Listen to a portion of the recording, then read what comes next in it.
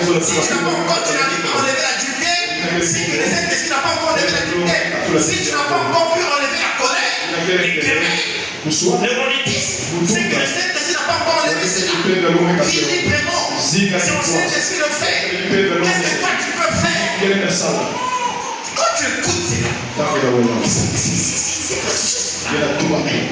Oui, c'est le Saint-Esprit. C'est pas nous. Mais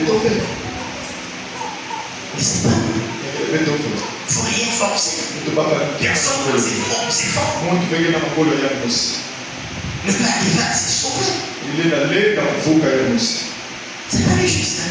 Il y a beaucoup d'écritures qui peuvent soutenir ça. Tu n'as rien à faire. Tu crois à ce thème-là. Tu viens à l'église. Si tu es voleur, tu continues à voler. Saint-Esprit, quand le moment sera venu, tu l'obtiendras le vol. Moi, pasteur, je viens dans l'église, je sors avec telle soeur, telle autre soeur. Si je fais l'adultère, c'est que le Saint-Esprit n'a pas encore goûté l'adultère. Le jour où le Saint-Esprit goûte l'adultère, il ôte l'adultère. Il n'y a pas de condamné. C'est la chair.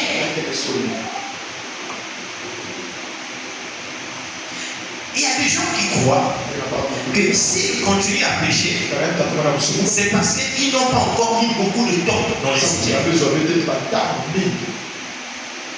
Donc il suffit qu'ils passent encore plusieurs années dans les Seigneur. Alors ils vont changer. J'ai plus de 30 ans dans les Seigneur.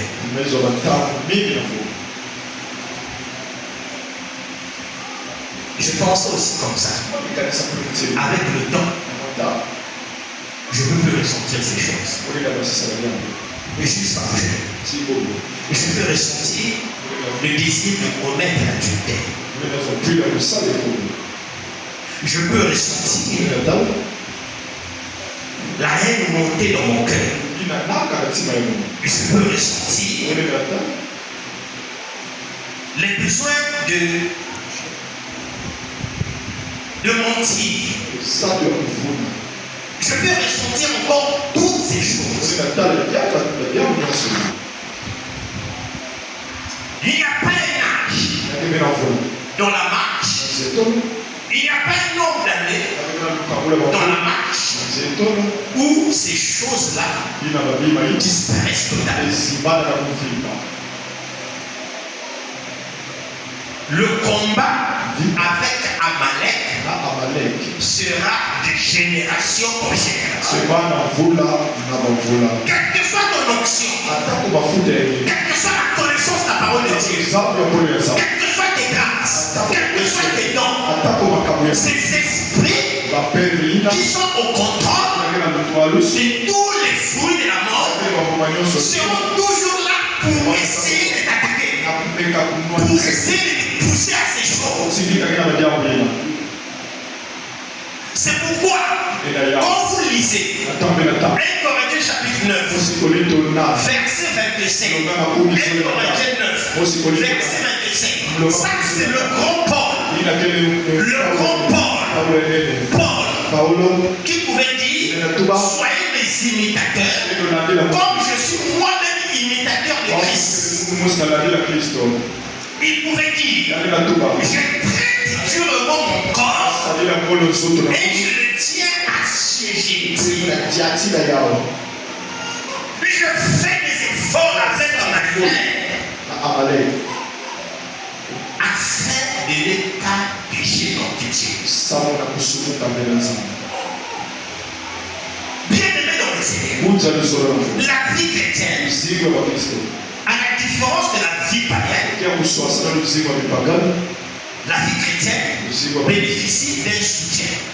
Le soutien, c'est le Saint-Esprit. Le Saint-Esprit en nous, c'est une puissance, c'est une force.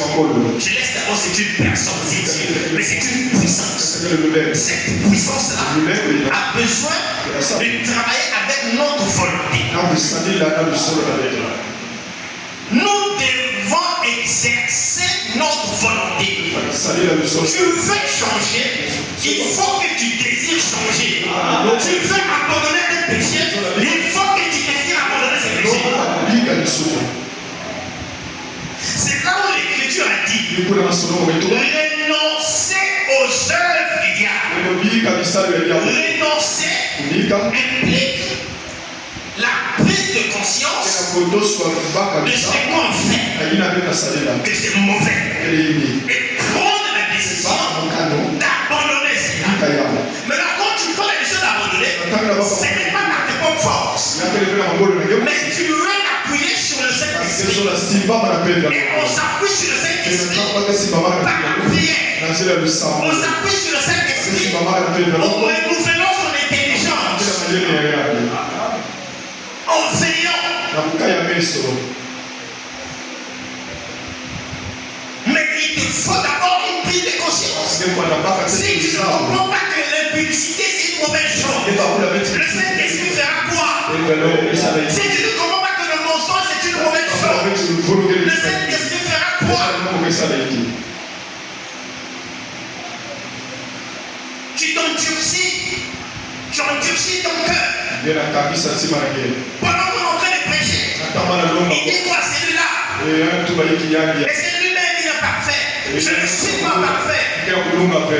Mais je connais qu'il faut de la volonté. Il faut que nous puissions travailler avec l'Esprit de Dieu. Et c'est possible. C'est possible. Grâce au Saint-Esprit, qu'un chrétien puisse vivre une vie de sainteté. C'est pourquoi moi j'ai envie que ces choses montent dans mon cœur. Mais chaque fois je dois prier. Je dois me rappeler que je suis un enfant de Dieu. Je dois me rappeler que je suis un prédicateur de l'évangile. Si on me voit toucher une sœur de l'église ou celle qui n'est pas de l'église, par rapport à quoi? De quel droit mais tiendrai-je encore debout pour vous dire que ces choses sont bonnes? Même si vous ne m'avez pas vu, je n'en aurai pas la force. Je n'en aurai pas la force. Je demande au Seigneur de me donner chaque fois la force de vivre la parole de Dieu. Pour que quand je me lève pour parler de ces choses, que je communique non pas seulement une connaissance, mais aussi une vie. Parce que la vie, c'est l'expérience que moi-même j'ai de cette parole de Dieu. Il faut produire le fruit de la vie. Tu dois renoncer. Tu dois prendre une décision. Et tu dois veiller. Tu connais tes amis, tu connais cette copine, tu connais ce copain. Tu sais que chaque fois que tu es avec lui, tu finis toujours par tomber. Tu finis toujours par faire ce que tu ne faisais plus. Mais tu es sans intelligence. Tu veux toujours retourner vers cette personne. Si on veut évoluer en esprit, si on veut évoluer spirituellement, il y a des sacrifices qu'on doit faire. Il y a des environnements qu'on doit éviter désormais. Il y a des personnes dont on doit s'éloigner. Il y a des choses dont on doit s'éloigner. Tu n'as pas réalisé que chaque fois que tu suis ces séries exotiques, ces séries où on parle des choses de l'intimité, comment tu n'as pas remarqué que chaque fois que tu suis ces séries-là, c'est décidément dans l'eau dans ton cœur. Et tu demandes, fais donne-moi la force. Mais c'est que si tu ne donneras pas la force, d'abandonner cela, aussi longtemps que tu vas t'accrocher à ces séries. Il faut que tu renonces d'abord à ces séries. Et que tu demandes au Saint-Esprit la force. Il y a quelque chose à faire. Tu as des choses à faire. Tu dois décider de porter le fruit. Tu portes le fruit de l'amour. Des enfants de Dieu. Il y a des églises où il y a des enfants de Dieu qui ne s'entendent pas. Ils sont unis. Ici, si on a, il faut me le dire. Il ne faut pas me cacher ça.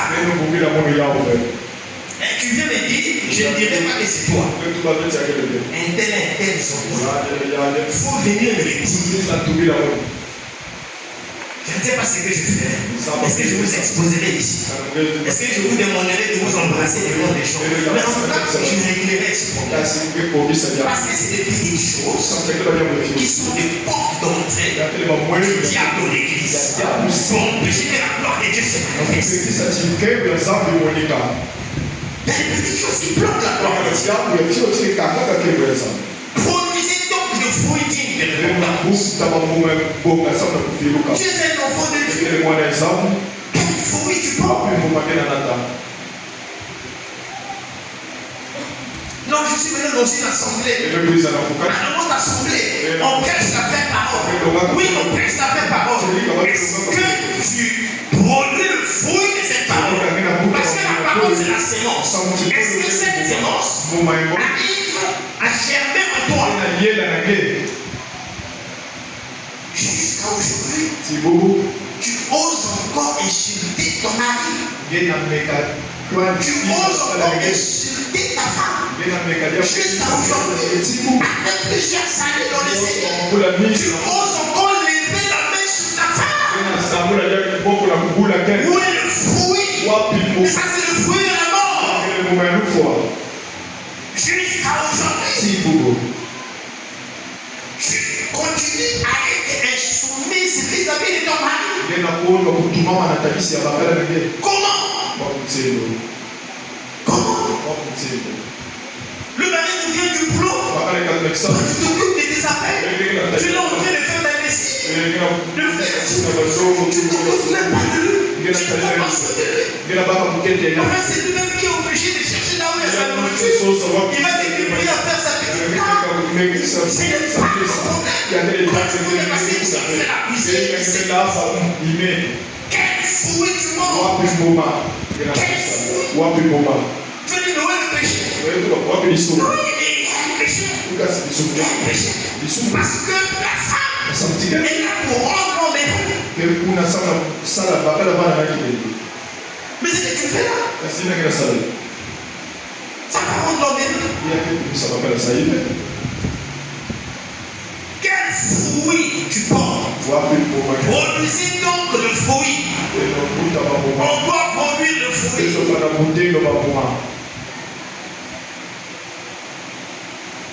On doit s'encourager. On doit s'aimer. On doit être unis. C'est ça le fruit. Le fruit de l'arbre de Dieu, l'arbre qui produit la vie. On doit apporter dans la maison du Seigneur. On doit aider son frère. Les Éphésiens, toi ton argent c'est pour toi. Tu achètes un terrain, tu achètes encore, tu achètes, tu construis encore. Mais à côté de toi, il y a des gens même dans ta famille à qui tu ne peux venir en aide. Mais toutes ces choses-là que tu es en train de faire, c'est pourquoi faire?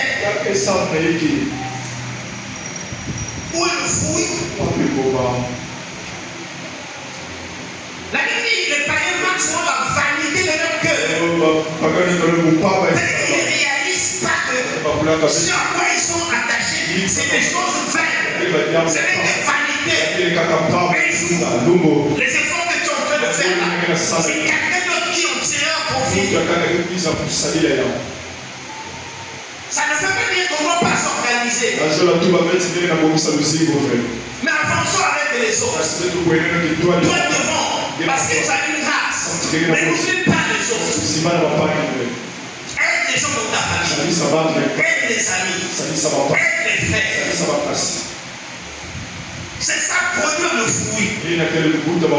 Parce qu'on reconnaît un arbre par son fruit. On nous reconnaîtra chrétien si nous manifestons la vie de Dieu. On nous reconnaîtra chrétien si nous avons l'amour les uns pour les autres.